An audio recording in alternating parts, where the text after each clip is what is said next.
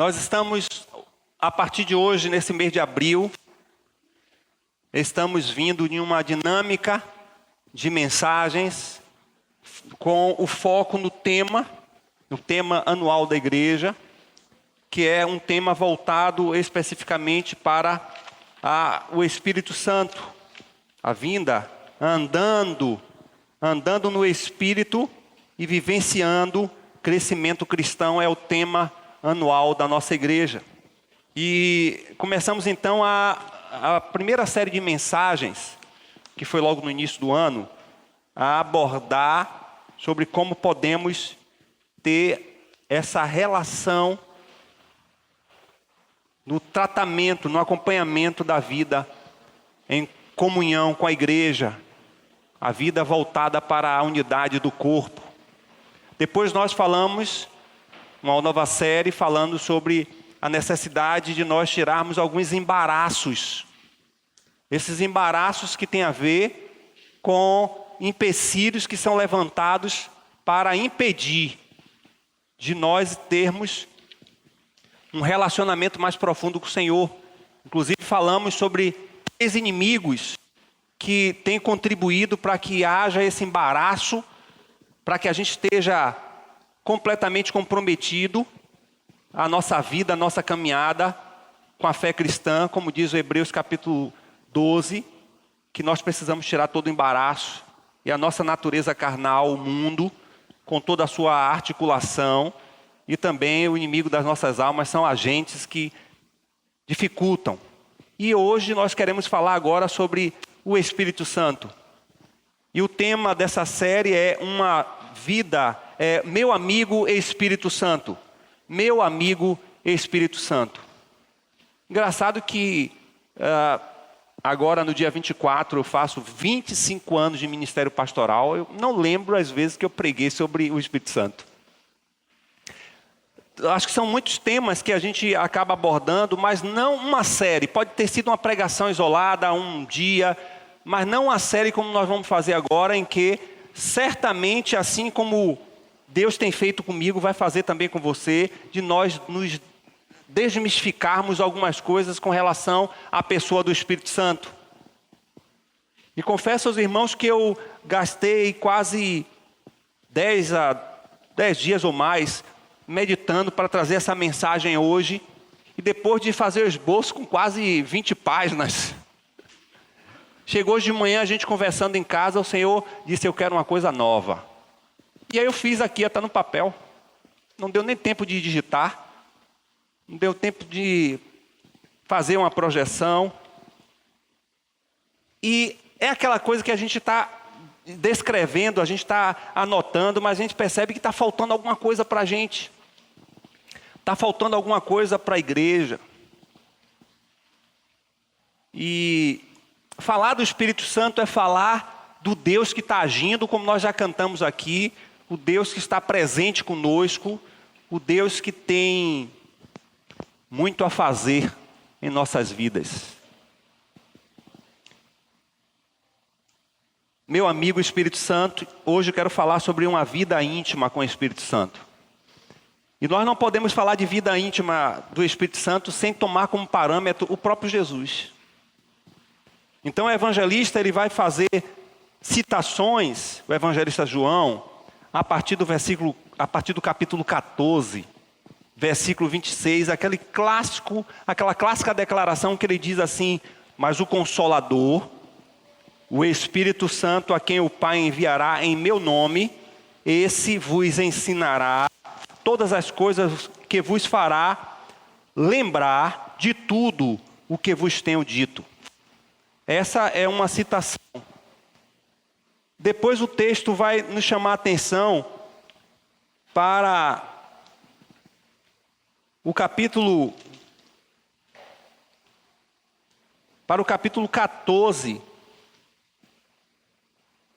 o versículo 16, que também diz: eu rogarei ao Pai e Ele vos dará outro Consolador, a fim de que esteja para sempre convosco, o Espírito da verdade, que o mundo não pode receber porque não vê, nem o conhece. Vós o conheceis porque ele habita convosco e estará em vós. Lógico que Jesus estava falando aqui no tempo futuro, porque não havia descido o Espírito Santo. Mas eu queria também que você visitasse comigo o texto do capítulo 16. O capítulo 16, a partir do versículo 5. Em que Jesus vai descrever, somado com os outros versículos, a missão do Espírito Santo. E ele vem falando sobre quem é o Espírito Santo. Então, a partir do versículo 5, ele diz assim: mas agora vou para junto daquele que me enviou, e nenhum de vós me pergunta para onde vais? Pelo contrário, porque vos tenho dito essas coisas, a tristeza encheu o vosso coração. Mas eu vos digo que a verdade convém-vos que eu vá, porque se eu não for o Consolador, não virá para vós outros. Se porém eu for, eu vô-lo enviarei. E quando ele vier, ele convencerá o mundo do pecado, da justiça e do juízo. Do pecado porque não crê em mim. Da justiça porque eu vou para o Pai e não me vereis mais. Do juízo porque o príncipe desse mundo já está julgado. Tenho ainda muito que vos dizer, mas vós não podeis suportar agora. É por isso que lá no texto capítulo 14, 26, diz que ele haveria de ensinar e lembrar, porque completaria o didaquê de Jesus, o ensino de Jesus. Vos guiará em toda a verdade, porque não falará por si mesmo, mas dará tudo que tiver ouvido e vos anunciará as coisas que hão de vir. Ele me glorificará, porque há de receber do que é meu, e vou-lo há de anunciar. E tudo quanto o Pai tem é meu, por isso é que vos disse que há de receber do que é meu, e vou-lo há de anunciar. Senhor, nos ajuda a entender e a compreender a Tua palavra. Tira toda a mística, tira todos os equívocos que temos feito, constituído, levantado, que acaba impedindo de nós desfrutarmos do amigo Espírito Santo. Obrigado pela certeza que nós temos de que o Senhor, mais uma vez, falará conosco. E estamos atentos a isso. É o que te pedimos, em nome de Jesus. Irmãos, a doutrina do Espírito Santo é uma doutrina central para a igreja hoje. A doutrina do Espírito Santo é algo bem claro na Bíblia, mas que nós vivemos, infelizmente, muitos equívocos. E esses equívocos acabam prejudicando a missão e o propósito do Espírito Santo na vida da igreja. Eu não quero fazer dessa mensagem uma aula sobre a doutrina do Espírito Santo, porque eu creio que muitas coisas os irmãos já têm conhecimento. Eu quero apenas lembrar que esses equívocos que nós temos, e muitas vezes nessa polarização entre ter ou não ter o Espírito Santo, de ser tradicional ou ser pentecostal, a gente acaba perdendo o que é de essência na vida e na relação com o Espírito de Deus. Então o Espírito Santo, a gente não precisa meditar nem se aprofundar nas Escrituras para saber que Ele é Deus. Nós vamos encontrar várias citações na Bíblia em que Ele é considerado como Deus. E é Deus de fato. Ele faz parte da Trindade. Ele faz parte da triunidade de Deus, e a gente vê isso no batismo, a gente vê isso na bênção pastoral, a gente vê isso na história de Israel, a gente vê isso na história da igreja. E a gente vai encontrar várias nomenclaturas no Antigo e no Novo Testamento falando sobre o Espírito de Deus. Um deles é o Espírito de Deus. Há várias citações que é também chamada, principalmente a teologia de Paulo aos Romanos, vai falar do Espírito de Cristo. Lucas chega a dizer, no capítulo 16, que é o Espírito de Jesus. E nós vamos encontrar várias indicações também das atribuições e da obra do Espírito Santo. Seja no início da criação, reestruturando todo o universo, seja na própria criação do homem, quando encontra-se ali a triunidade construindo e confeccionando, desenvolvendo a criação do homem, quando o texto diz que façamos o homem à nossa imagem e semelhança. Nós vamos encontrar o próprio apóstolo Pedro falar que toda a inspiração das Escrituras é dada pelo Espírito Santo, porque é obra dele inspirar. Assim também que nós vamos encontrar características peculiares, que o teólogo Luiz Berkoff vai dizer que esses atributos que são peculiares ao Espírito Santo também são peculiares ao Pai e ao Filho, como por exemplo, o Espírito Santo, ele é onisciente. E são atributos que só vamos encontrar em Jesus, só vamos encontrar no Pai. Ele é onipresente, ele é eterno. E precisamos inculcar em nossa mente a ideia de que, de fato, o Espírito Santo é uma pessoa. E como pessoa, a Bíblia vai descrever vários fatores pelos quais nós vamos encontrar a manifestação dele, e o próprio texto vai dar essa visão quando estabelece o pronome pessoal dizendo que é ele. Ele é o Espírito Santo, ou quando ele vier, dando um pronome pessoal a esse ser maravilhoso que tem atuado nos nossos dias. Mas o Espírito Santo manifesta a sua personalidade através da sua vontade, através do seu conhecimento, através do seu sentimento. Por isso que a Bíblia diz que nós não devemos entristecer o Espírito Santo. E o Espírito Santo pode ser entristecido porque ele é uma pessoa e que age. Também nós podemos dizer que o Espírito Santo ele ama. São sentimentos que se manifestam, atributos de uma pessoa. E por incrível que pareça, nós conhecemos o equívoco que se dão em algumas linhas religiosas em dizer que o Espírito Santo é uma força, é uma energia. E muitas vezes a gente transporta essa visão também para a nossa relação com o Espírito Santo e colocamos ele como se fosse uma coisa que se manifesta, mas que não é verdadeiramente um indivíduo. A Bíblia traz diversos nomes para o Espírito Santo.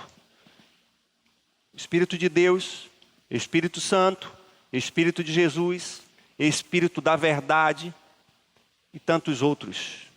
Mas eu acho que um dos grandes problemas que nós temos como equívoco é que alguns momentos da história bíblica nós vamos ter a pessoa do Espírito Santo sendo representada por símbolos. E aí vai justamente esse equívoco em achar que esses símbolos não caracterizam a pessoa.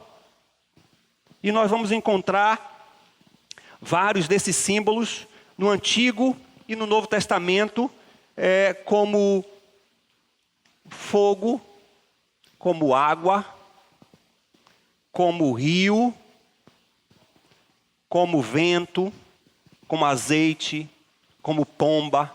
São símbolos que são dados ao Espírito Santo que tem a ver com o seu modus operandi, muito mais do que quem ele é.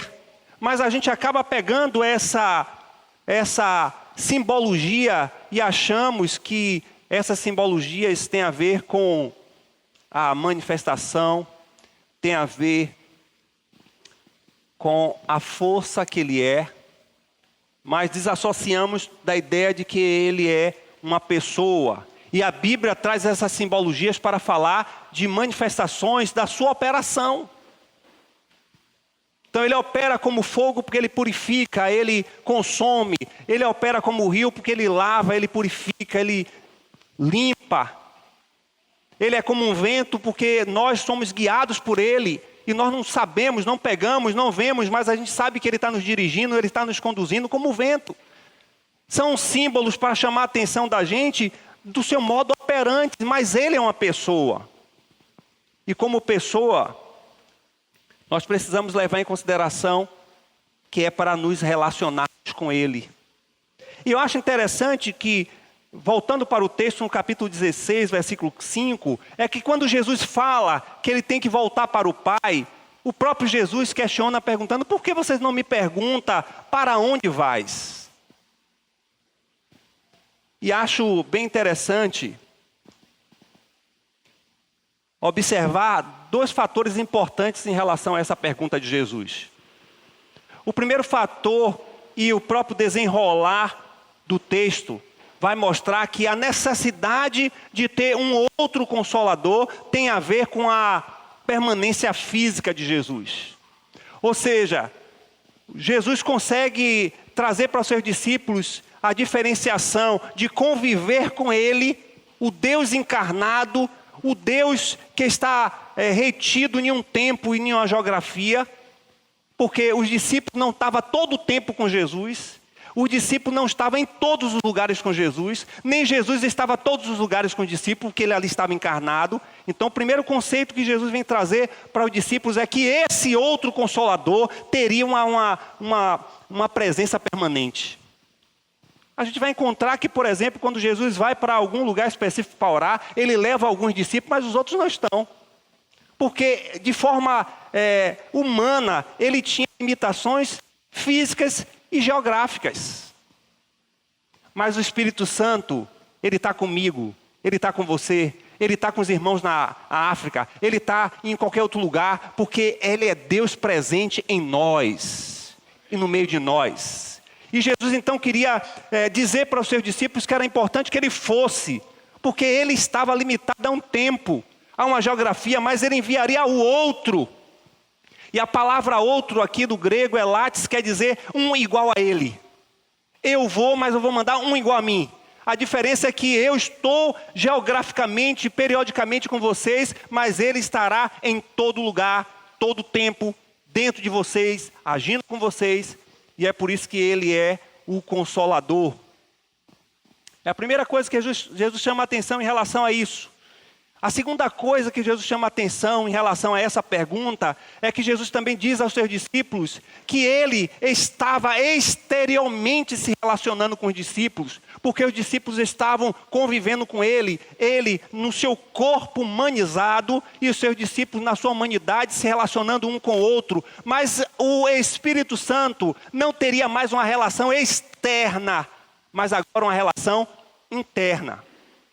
Por isso que ele diz: eu vou. E é necessário que eu vá, porque eu vou mandar um outro igual a mim, que vai agora agir dentro de você. Não é a parte de vocês, não mais perto de vocês, mas agora dentro de vocês. Jesus estava agindo, andando, Jesus estava perto com os seus discípulos. Em alguns momentos, alguns não estavam presentes com Jesus, mas com o Espírito Santo, os verdadeiros discípulos nunca estarão ausentes. Porque o Espírito Santo está sempre presente dentro de nós. Essa é a segunda questão que Jesus faz. Por isso que é necessário que ele vá. Era necessário que ele voltasse para o Pai, para mandar aquele que estaria permanentemente com os seus discípulos e agora estaria interiormente nos seus discípulos. E aí começam os problemas em relação ao entendimento da igreja com relação à presença do Espírito Santo.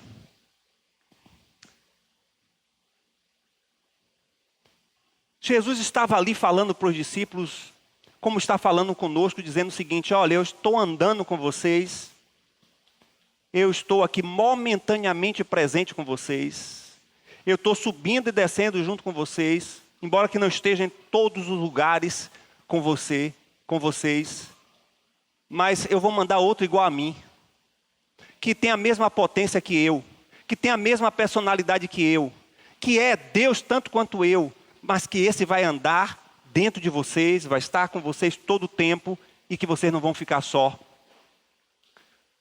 Porque a primeira coisa que Jesus traz é a necessidade de nós não estarmos sós. E ele usa a palavra similaridade. eu mandarei um outro Consolador. Será igual a mim. Só que ele vai agir dentro. Eu agir por lá de fora. É um da mesma espécie. É por isso que a palavra Consolador é a palavra Paracleto, que quer dizer andar do lado de. Mas ao andar do lado de não está na concepção exterior. Alguém que está do meu lado. Como eu posso andar com Isabelle, como eu posso andar com Ciba, eu posso andar com os irmãos. Não, ele está andando dentro de mim. Ele está dentro de mim, agindo em harmonia com o meu espírito. Ele está em sintonia com o meu espírito. Ele está agindo com o meu espírito. Ele está caminhando comigo. Porque o Espírito Santo habita. E aí uma outra expressão que Jesus usa no versículo 16, quando diz: eu rogarei ao Pai, e Ele vos dará outro Consolador, a fim de que esteja para sempre convosco. Aqui a palavra esteja, do grego, significa residência permanente. Ou seja, enquanto eu estou com vocês, em alguns momentos juntos, Ele estará com vocês, residindo, morando, habitando dentro de vocês e nunca os deixará. Lógico que nós sabemos que a missão de Jesus trazia essas limitações, porque Ele era humano. Por isso que Ele mandou outro Consolador, por isso que Ele mandou um igual a Ele para completar a obra. E aí eu queria falar então sobre 3 relacionamentos. 3 níveis de relacionamento e 3 formas de relacionamento do Espírito Santo na vida de um discípulo. E o primeiro é a relação vinculada ao batismo com o Espírito Santo. Ele diz no versículo 16, eu rogarei ao Pai, e Ele vos dará o outro Consolador, a fim de que esteja para sempre convosco. Batismo com o Espírito Santo é a permanência completa do Espírito Santo na vida de alguém que pela fé acreditou na missão salvadora e da graça e do amor de Deus para com a sua vida. Que o apóstolo Paulo vai dizer que isso é como um selo que garante que você é propriedade de alguém. O próprio apóstolo Paulo vai dizer que esse mesmo Espírito vai te batizar, manifestando sobre tua vida a filiação original, porque no passado éramos criaturas, mas pela presença do Espírito Santo que nos faz nova vida, nos constitui agora filhos e filhas. Essa promessa foi dita no Antigo Testamento. E é interessante que quando se cumpre no Novo Testamento, o principal fator que Jesus traz à memória da gente é que no passado, no Antigo Testamento, a presença do Espírito Santo era uma ação momentânea, era uma unção temporária, era algo que representava para determinados grupos, para determinadas pessoas, mas que agora, com o cumprimento da promessa do Espírito Santo, a presença dele seria real, conosco permanentemente. E a presença permanente do Espírito Santo na vida de alguém, isso é batismo. João havia profetizado isso, João Batista. Ele havia dito que alguém viria para batizar com o Espírito. Enquanto ele batizava para arrependimento na água, aquele que haveria de vir, Jesus, batizaria no Espírito. O próprio Jesus, ele descreve isso. Ele fala, escrevendo aí no capítulo 14 do Evangelho de João, ele vai dizer também que ele enviará do seu Espírito, o Espírito da verdade, e o Espírito o conhecerá profundamente. E essa profecia acontece, se cumpre, inicialmente lá em Jerusalém, quando o Senhor disse para a igreja, ali representada por seus discípulos, que seriam apóstolos, ficassem em Jerusalém, para que do alto fosse revestido de poder, revestido da presença do Espírito Santo. E essa presença precisava para aquele momento ter manifestações físicas, precisava ter sinais visíveis de que era a descida do Espírito Santo, era a ação do Espírito Santo na sua vida, na vida da igreja, mas que hoje esse Espírito continua atuando, operante em nossas vidas. E o mais interessante que eu levo em consideração a presença e o poder do Espírito Santo, primeiro é que a presença do Espírito Santo, ele nos desafia a ser discípulos segundo o padrão de Jesus. Seria para a gente impossível viver a vida cristã ou a caminhada de vida nessa terra, tomando toda a referência da vida de Jesus, se nós não fôssemos pelo próprio Cristo,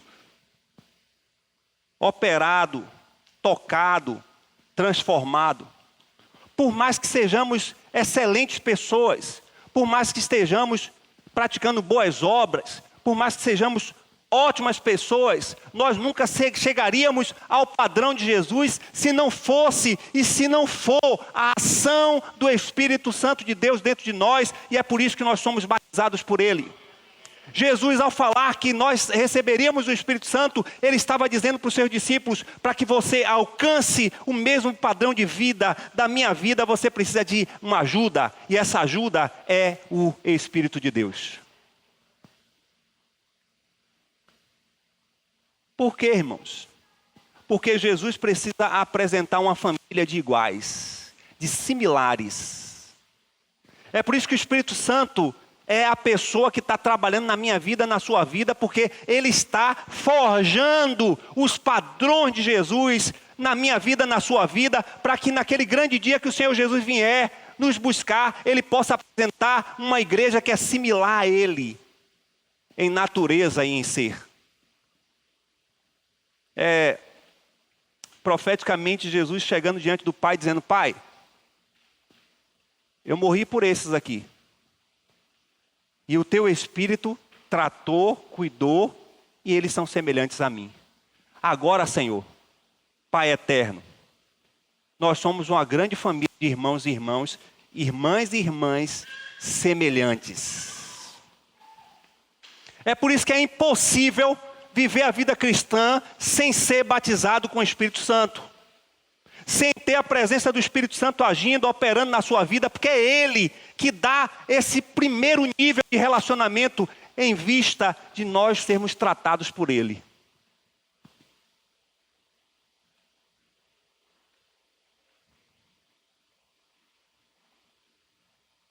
Segunda coisa que Jesus está pensando é que somente o Espírito Santo poderia dar o padrão de semelhança a Ele. Ponto 1. Ponto 2. Jesus, ao olhar para os seus discípulos, ao olhar para mim e para você, Ele só vê em nós toda e profunda impossibilidade de nós estarmos nos relacionando com o Pai sem a presença do Espírito. Esse seria a segunda coisa importante do batismo do Espírito Santo em nossas vidas. O Espírito Santo em mim, em você, nos habilita para termos um relacionamento com Deus. E aí vai uma dica prática. Se você não tem sede de Deus, Deus o Pai, e agora eu quero dizer aos irmãos que a gente precisa resgatar essa identidade do nosso Deus, adicionando os seus atributos para dar diferenciamento. Porque hoje a gente está vendo todo mundo falar: Deus te abençoe, Deus te guie, Deus te guarde. Não sei qual é o Deus que ele está se referindo. Eu agora estou condicionando. Até meu primo estava perguntando: está errado eu falar Deus te abençoe? Eu inicialmente pensei que não, mas depois eu falei: tá. Está errado porque eu não sei qual é o Deus que está me abençoando. E a gente encontra pessoas pelas ruas, vizinhos, amigos: Deus te abençoe, não sei qual é o Deus daquela pessoa. Então eu tenho que adicionar o atributo de Deus ou resgatar o seu nome. Então agora eu vou falar, olhe, que o Senhor Deus Jeová te abençoe. Que o Senhor Jesus te abençoe. Porque Deus tem vários. Mas o meu é único. E agora eu vou fazer assim. Que o Senhor Jesus, porque Senhor tem vários senhores, mas o Senhor Jesus é único.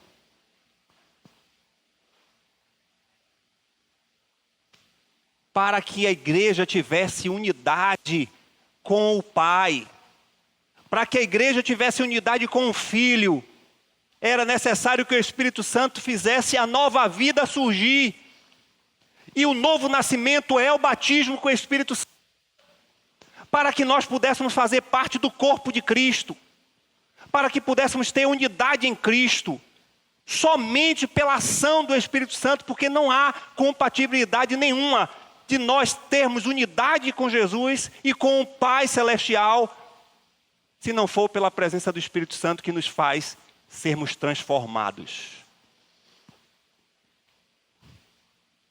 Então, quando Jesus está pensando em batismo, ele está pensando, dentre tantas coisas, ele está pensando nesses dois fatores.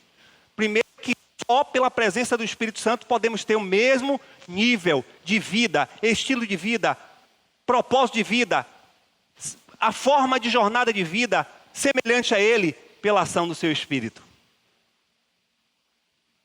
E ele, quando ele pensava em batismo, ele pensava na possibilidade de nós sermos resgatados profundamente o relacionamento com o Pai, mas dessa vez pela ação do Espírito. Observe todas as coisas que manifestam a sua relação com o Pai Celestial, com o Pai Jeová. Ele está sempre sendo intermediado pela presença do Espírito Santo. Se você quer entender a palavra do nosso Deus Jeová, você precisa que o Espírito Santo te ilumine. Se você quer falar com Deus Jeová, o Pai Celestial, você precisa que o Espírito Santo interceda. Se você quer confessar os seus pecados em nome do Senhor Jesus, você precisa que o Espírito Santo te convença. Nada do que nós fazemos para Deus está à parte da ação do Espírito Santo em nossas vidas. Então, o primeiro nível, a primeira perspectiva é o nível da relação com o batismo. Eu diria que daí por diante, se você não nasceu em Cristo, se você não nasceu do Espírito, se você não foi selado por esse Espírito, se você não teve a presença desse Espírito na sua vida, nem outro nível de relacionamento você pode ter de intimidade, nem com o Espírito, nem com o Pai Celestial, nem com o Filho. Eu preciso voltar para o Pai e mandar outro igual a mim, para que esteja permanentemente com você. Forge o seu caráter, trabalhe no seu interior, traga similaridade de comportamento, de propósito, de maneira que você seja semelhante a mim, para que resgate a sua relação com meu Pai. Não é de qualquer jeito, não é de qualquer forma, não é de qualquer maneira que a gente se relaciona com o Pai, achando que podemos chegar a Ele com esse acesso assim qualquer. É preciso ser nascido de novo. É preciso ser selado pelo Espírito Santo. É preciso ter o agir interior desse Espírito dentro de nós, operando, manifestando o poder de Deus sobre nossas vidas. A segunda relação, ou nível de relacionamento que nós podemos ter com o nosso amigo Espírito Santo, tem a ver com a plenitude de ser cheio do Espírito. A plenitude tem a ver com 3 princípios. E olhe que nós não estamos aqui falando de manifestação, de obras, nós não estamos falando de sinais e maravilhas que o Espírito Santo faz nos dias de hoje. Eu só estou falando daquilo que é a missão dele no agir, no operar no coração da igreja, dentro da vida da igreja, porque também esse é um outro equívoco. O equívoco de nós acharmos que devemos relacionar-se com o Espírito Santo pelo que ele é capaz de fazer de forma exterior e esquecemos que ele está agindo no nosso interior, forjando o nosso ser. Nós estamos muito mais preocupados com as suas manifestações, que é maravilhoso, que é real, que é para viver. Mas quantas pessoas estão cheias de manifestações, mas o seu interior está cheio de pecado da velha natureza. O segundo nível é o nível da plenitude. Ser pleno é ser cheio. É isso que o apóstolo Paulo está falando, fazendo uma correlação à embriaguez e ser cheio do Espírito Santo lá no capítulo 5 de Efésios. Ou você é cheio de embriaguez, ou você é cheio de você mesmo, ou você é cheio do Espírito Santo, porque não pode o mesmo recipiente estar cheio de duas substâncias. Ou você é cheio de você mesmo, ou você é cheio do Espírito Santo. E dentro desse nível de relacionamento, de plenitude com o Espírito Santo, a primeira coisa que o Senhor Jesus está falando aqui aos seus discípulos ao dizer que Ele virá e estará com vocês. E Ele estará continuamente com vocês. Aí o versículo 16.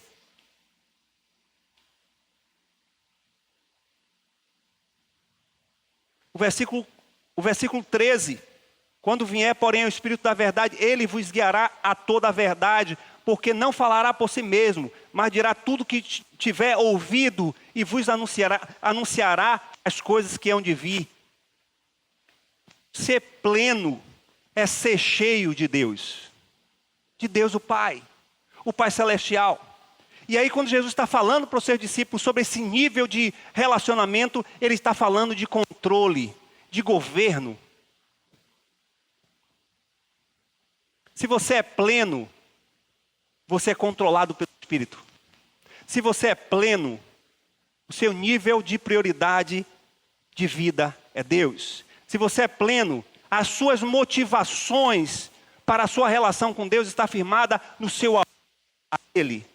Se você é pleno, Ele está no controle e na direção da sua vida, e é por isso que Ele diz que Ele te guiará.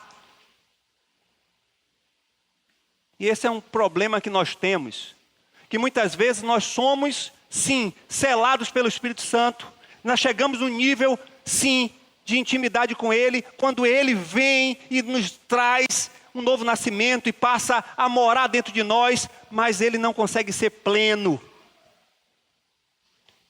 E passamos um relacionamento com Ele, um relacionamento carnal. Passamos a conviver com Ele em um relacionamento superficial. E eu relacionei algumas definições de alguns autores brasileiros.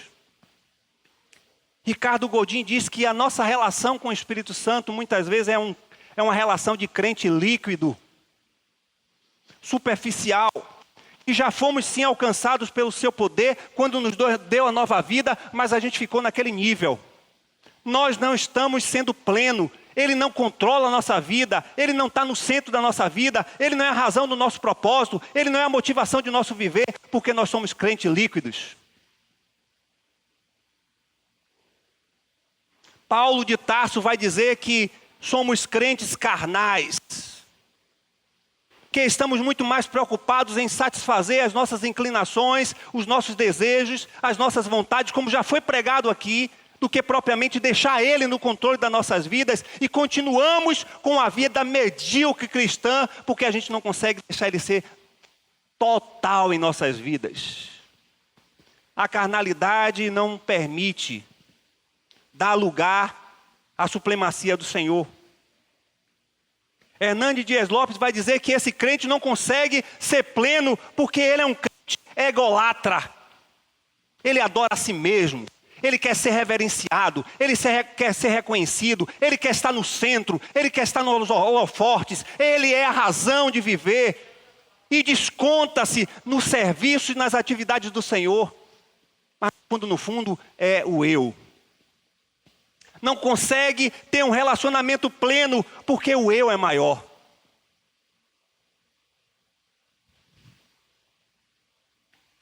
O pastor da PIB de Cuiabá, o pastor Paulo Ron, ele disse que o crente superficial e melado. Gostei dessa expressão. Crente melado. É cheio dos milindros. Cheio das toque-toque. Não há tempo para isso, irmãos. É incompatível um crente que tem a vida controlada pelo Espírito, uma vida plena pelo Senhor, fica cheio de milindro com as demais coisas na relação. Nós sabemos que igreja é um lugar de imperfeitos. Nós sabemos que nós estamos todos aqui sendo tratados. Portanto, o que é que eu quero encontrar no outro perfeição? Que aí estamos cheios de milindros. Com o que o outro faz, com o que o outro fala, com o que o outro não diz. Crentes melados. René Kivitz dá uma nova definição. Os crentes virtuais. Faz de conta que é crente, posta que é crente, mas é mundo.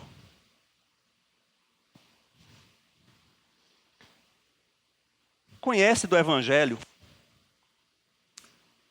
Sabe profundamente as Escrituras. É envolvido com as coisas de Deus, mas é carnal. Eu gosto da afirmação, do segundo princípio, quando Jesus fala sobre plenitude, Ele vos guiará a toda a verdade.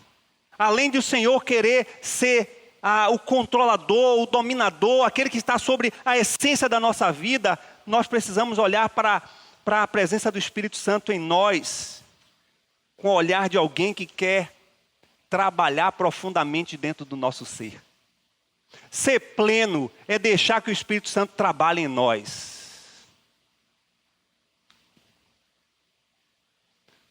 Já ouvimos aqui, eu já falei também sobre isso, além de Síbio eu já ter pregado. A gente sabe porque o Espírito já falou conosco onde precisamos mudar. Mas a gente reluta. A gente resiste, a gente até racionaliza, coloca a culpa até em Deus porque a gente não quer mudar. A gente coloca a culpa nas circunstâncias. Nunca chegamos a viver um nível de tanta superficialidade na vida cristã como nós estamos vivendo hoje. Que há definições inúmeras para esse tempo que nós estamos vivendo, mas eu consigo considerar o tempo em que as pessoas não têm intimidade com o Espírito Santo de Deus. Nós estamos vivendo o tempo do pragmatismo. As nossas relações com Deus têm sempre interesse pessoal. A gente está buscando sempre o Senhor e a gente faz qualquer coisa. Basta ter um diagnóstico de câncer, que a gente faz jejum, que a gente ora, achando que Deus é bobo. Somos os mais espirituais. Quando no tempo de bênção, não poderia buscar o nosso Deus livremente. Estamos vivendo o maior período de superficialidade do cristianismo no mundo, não só no Brasil. E você e eu somos culpados por isso. Porque retroalimentamos um comportamento onde as pessoas vêm para o Senhor porque querem ser abençoadas, vêm para o Senhor porque querem um ambiente agradável, vêm para o Senhor porque querem ouvir uma boa palavra, e criamos como igreja toda a estrutura para acolher as pessoas, para fazer o bem das pessoas, quando na realidade o Senhor nunca se preocupou com isso. Por isso que Ele disse que Ele não habita em templos feitos por homens. Mas nós estamos criando todo um ambiente para agradar as pessoas. Tem que ter poltrona confortável, tem que ter estacionamento. Nós já chegamos no tempo das pessoas assim, eu só vou visitar se tiver, tem berçário, tem água potável, tem álcool e gel.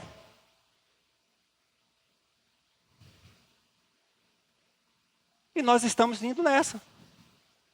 Nós estamos tentando proporcionar um ambiente agradável, o culto agradável.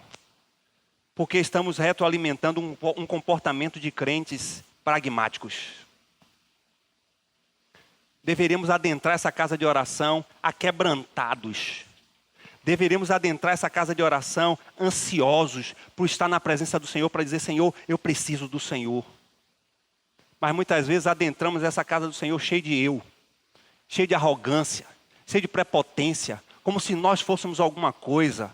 Quando o sentimento que deveria ser gerado pela igreja é um sentimento de aquebrantamento. Senhor, eu estou aqui, extremamente pela tua graça que me alcançou. Eu estou aqui porque eu estava perdido, eu estava sem vida, sem perspectiva. E quantos estão cheios de tudo e não tem nada porque não tem a Jesus? Mas a gente entra cheio de vontade de estar no centro. E a igreja está reproduzindo crentes desse tipo. Nós queremos entreter as pessoas. Queremos absorver as pessoas usando de métodos que, na realidade, o método que a gente via na igreja, e nós estamos estudando isso, era pura e simplesmente a palavra do Senhor. Hoje a gente tem que criar isso, tem que criar aquilo, tem que fazer daquela forma, daquela outra, o pastor tem que falar desse jeito, não pode tratar certos assuntos, o irmão tem que chegar aqui, está parecendo um lugar de recepção que vai estar brilhando, dando o tempo todo um sorriso até aqui, porque se o irmão estiver triste, está zangado comigo, e eu não vou me sentir bem naquela igreja, vou para aquela outra, eu não vou para essa igreja porque aquele louvor falhou naquilo, porque aquela voz é feia, e as pessoas estão se voltando para isso, e nós estamos ofertando esse evangelho.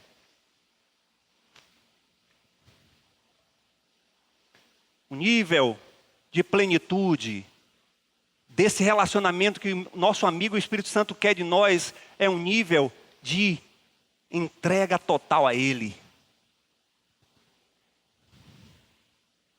O problema que a igreja está vivendo, que a igreja na Europa já vive há muito tempo, é que nós estamos infectados dos valores mundanos dentro da igreja.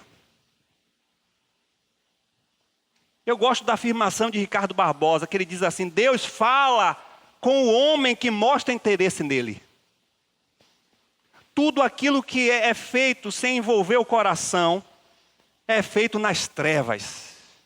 Não importa quão bíblico pareça ser. Nós estamos tendo muita gente comprometida com as coisas de Deus, mas não com Deus. Deus fala, mas fala para quem tem interesse que Ele fale.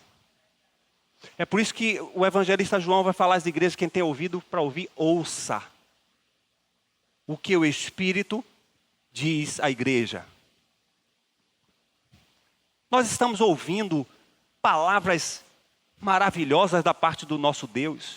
Ele está explicitando o seu modo de vida, o seu estilo de vida, as suas características, como Ele quer seu povo. Ele falou isso o tempo todo na história de Israel. Chegou ao ponto de formatar uma lei para dizer a Israel: Israel, eu quero que vocês ajam desse jeito, eu quero que vocês pensem desse jeito, eu quero que vocês andem desse jeito, eu quero que a relação de vocês sejam desse jeito. E Ele deixou essa lei, que é as Escrituras, que é a constituição do crente, para dizer a gente como devemos ser, como devemos agir, como devemos falar, como devem ser as nossas relações, como deve ser o nosso trabalho, como deve ser toda a nossa vida, porque Ele se importa conosco, mas nós não estamos dando ouvido, porque estamos infectados do eu, do individualismo, do pragmatismo, e queremos viver para nós mesmos, e queremos apenas que Deus abençoe os nossos planos e projetos. Como nós podemos ter um relacionamento com esse amigo, o Espírito Santo? Olha que eu não estou falando do seu poder, da sua graça. O problema não está no modus operandi dele, o problema está que a igreja não é a mesma. E nós estamos muito preocupados na sua manifestação exterior. E estamos nos despreocupando com o que Ele quer fazer aqui dentro. Com o pecado oculto. Com a natureza que precisa ser transformada. Com o estilo de vida que estamos desenvolvendo. Na forma em que nos relacionamos. O Senhor está preocupado muito mais da forma que você fala. Da forma que você vive.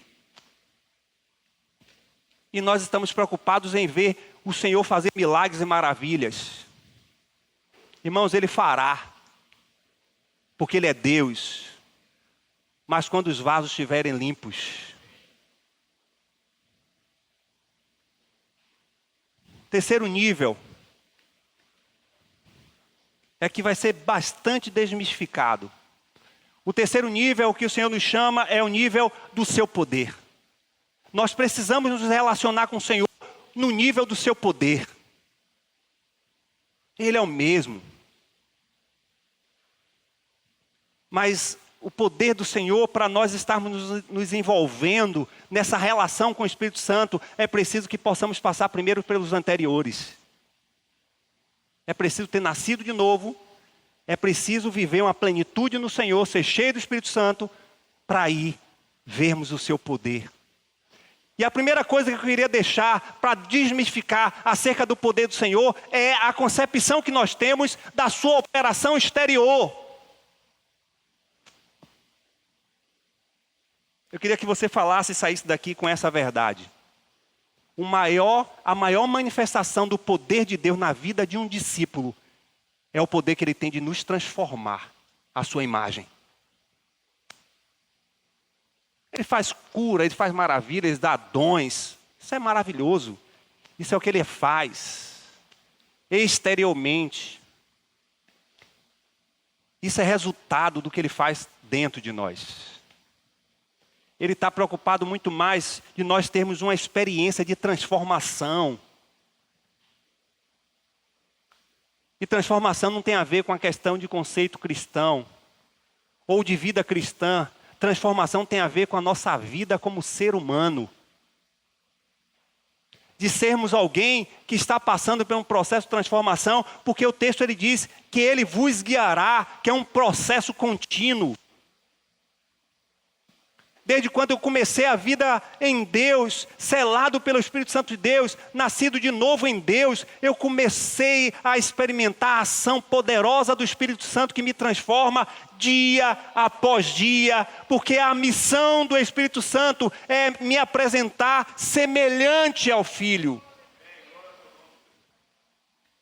Nós estamos preocupados pela revelação que o Espírito Santo pode manifestar. Nós estamos preocupados com os dons espirituais que ele pode operar. Nós estamos preocupados com o ministério que ele pode fazer. Mas não estamos nos preocupando com o que é mais fundamental, que é com o poder do Espírito Santo transformando o homem interior.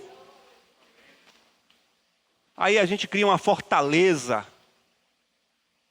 e se mantém cativo a tantas coisas dentro de nós mesmos, que somente o Espírito Santo de Deus, que me conhece e te conhece, sabe. Nós temos apresentado a possibilidade de você sair da mesmice, de você sair da dor, da angústia, da falta de sentido para a sua vida, mas isso é um movimento seu. De você permitir que essa ação transformacional do Espírito Santo opere na sua vida. Lógico que não estamos falando de modo algum que isso pode acontecer como fosse um piripimpim, como se fosse um milagre, uma mágica. Pode ser que algumas áreas da sua vida seja assim, imediato, mas outras ele vai trabalhando, ele vai falando, ele vai forjando e você vai permitindo, porque é esse nível de intimidade que você quer ter com o Espírito Santo.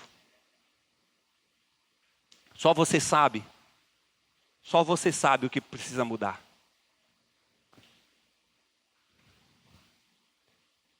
O Espírito Santo quer operar em nós, para depois operar através de nós.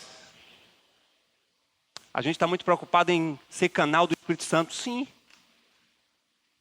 Mas quanto de nós estamos vendo pessoas falarem da parte de Deus e não ter parte com Deus? Quantas pessoas estarem envolvidas com as coisas de Deus e não têm uma relação com Deus? O Senhor quer nos dar experiência de sermos transformados dias após dia para ser segundo a imagem de seu Filho. É esse poder que o Espírito Santo quer atuar em nossas vidas.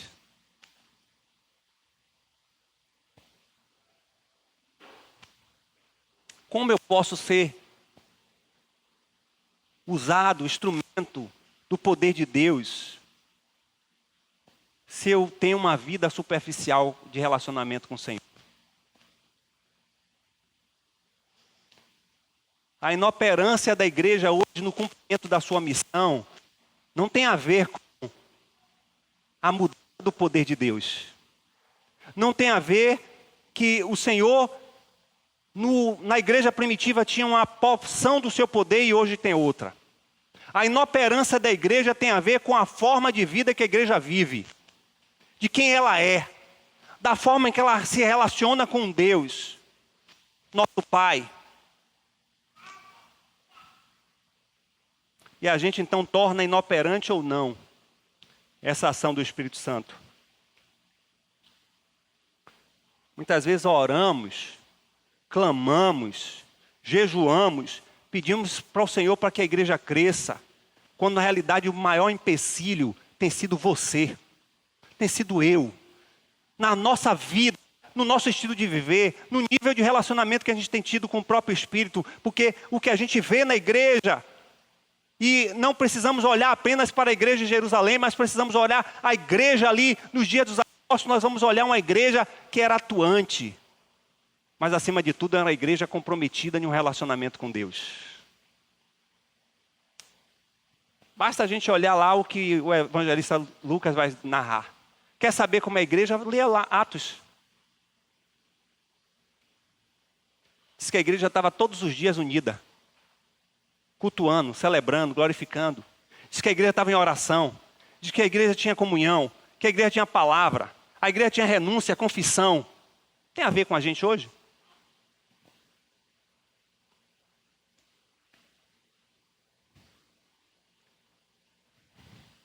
Como ter um relacionamento com o Espírito Santo de um amigo profundo, quando na realidade ele não governa nada. Ele até habita, mas não governa. É aquela coisa que você comprou uma casa, a casa toda é sua, mas você só usa o quarto. No máximo o banheiro e a cozinha, mas o outro quarto está lá fechado. Parece que a gente está tendo uma vida com Deus mais ou menos assim, com a presença do Espírito Santo. Ele está dentro de nós, mas a gente se relaciona com parte dele. E lógico, é a parte que nos interessa. É a parte que tem a ver com o meu prazer. É a parte que eu quero que ele assine os meus projetos. E que certifique a minha vontade. Que ele corresponda aos meus sonhos. Essa parte eu tenho profunda intimidade com ele. Nós fomos até ensinados a colocar ele na parede. Mas aquele cômodo, que é o nosso a sós com Deus, que ele nos chama à madrugada, que ele nos chama para um jejum, que ele nos chama para ser transformado, para mudar a forma de viver, para colocar ele realmente no controle das nossas vidas, para assumir um compromisso maior com a sua obra, de ser realmente uma testemunha viva onde quer que estejamos, aí a gente coloca ele naquele quarto que é inviolável. Esse quarto é o nosso acesso. Muitos de nós estamos assim. Temos a presença do Espírito Santo, mas não usufruímos de toda a sua plenitude e todo o seu poder.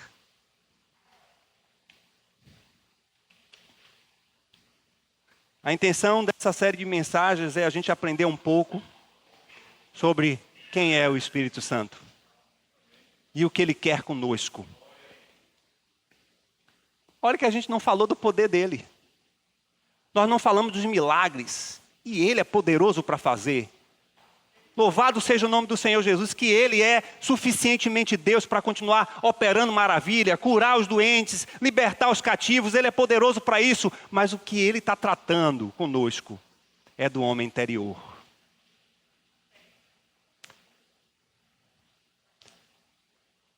Quer que a nossa igreja cresça? Não fique apenas no nível do selo do Espírito, da presença do Espírito. Busque ser pleno. E busque que ele opere em você transformações para lhe levar a um nível mais próximo de Jesus. Aí você vai ver a igreja crescer. Aí você vai ver o quanto o seu testemunho vai ser poderoso. Porque aqueles apóstolos passavam e manifestavam a glória de Deus, não era à toa. Eram cheios de Deus. Quer que a igreja cresça? Seja pleno, deixe o Espírito governar, controlar. E isso é um movimento seu. O apóstolo Paulo vai dizer, sejais cheios. Não é o Espírito que vai te encher. Até porque ele não está de fora. É você que vai buscar. Como você busca uma fonte de água. E ali vai fluindo. Sempre de dentro para fora. E vai tratando. E vai curando. e vai libertando. E Ele está dizendo a você, essa área eu não gosto do que você faz.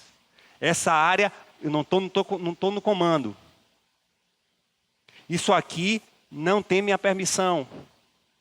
Em que momento foi que eu disse a você que é para ir? Qual foi o momento que eu disse a você que é para comprar ou vender? Em que momento foi que eu disse a você que é desse jeito que você tem que tratar a sua esposa, seu esposo? O Espírito Santo está falando. Eu é que não quero obedecer. A gente precisa se aquebrantar mais.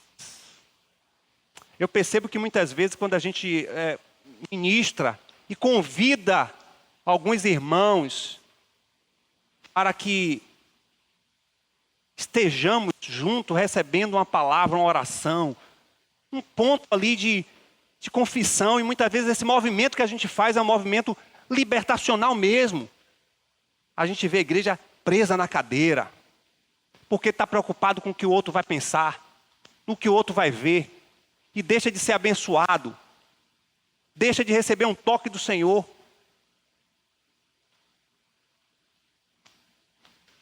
Não quero chamar ninguém aqui à frente. Eu quero que você se compareça no seu quarto secreto diante do seu Deus, o Altíssimo. E diga que é nesse nível que você quer viver com Ele. Porque se você não estiver nesse nível, você está perdendo tempo. Jesus, Ele sempre disse como devem ser os seus discípulos. Se você não está disposto ou disposta a se alinhar a isso, você está perdendo seu tempo. Está perdendo seu tempo. É desse jeito que Jesus quer. E acabou. E ponto final. E radicalmente desse jeito. Não tem meio termo. Não tem jeitinho brasileiro. É desse jeito. Minha vida é a sua vida. Agora faça seu movimento. Busque ser cheio. Porque se você não busca ser cheio do Espírito Santo, você vai ser cheio de alguma outra pessoa.